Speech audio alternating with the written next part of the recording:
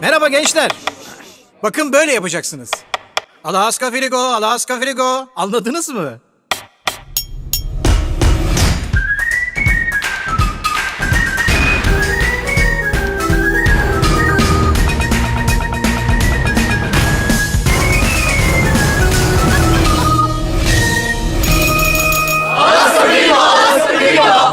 Vay arkadaş. Buz gibi efsane Alaska Frigo, Alaska Frigo.